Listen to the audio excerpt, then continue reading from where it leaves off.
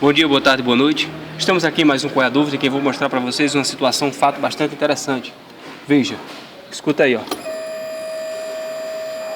Esse barulho é a bomba de combustível pressurizando combustível para alimentar o sistema. Mas eu quero dizer a você uma coisa, que esta moto está com barulho na bomba excessiva. Isso pode acontecer com 150, Fan, Titan, qualquer uma com injeção, barulho excessivo na bomba de combustível. Mas há um procedimento em que 90% das motos são amenizadas, some até esse barulho excessivo, com a substituição de algumas peças. Uma delas, tá aqui, deixa eu focar a imagem melhor.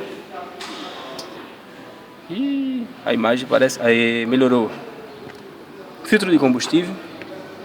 E aqui, ó, se você perceber, o regulador de pressão. São componentes principais do sistema de alimentação que irá influenciar no funcionamento da bomba de combustível. E aqui estou com o regulador de pressão novo, original. Não consegui encontrar ainda o regulador sem ser original. Filtro de combustível, de preferência barato.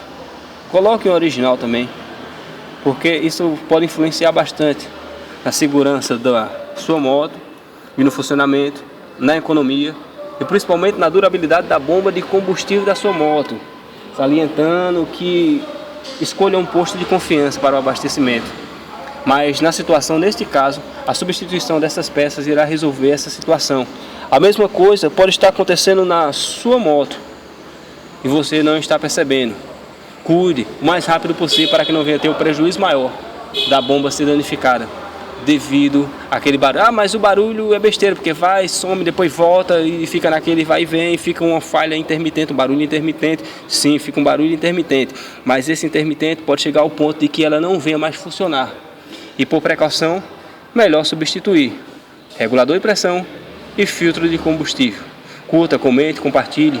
E mais um Qual é a Dúvida?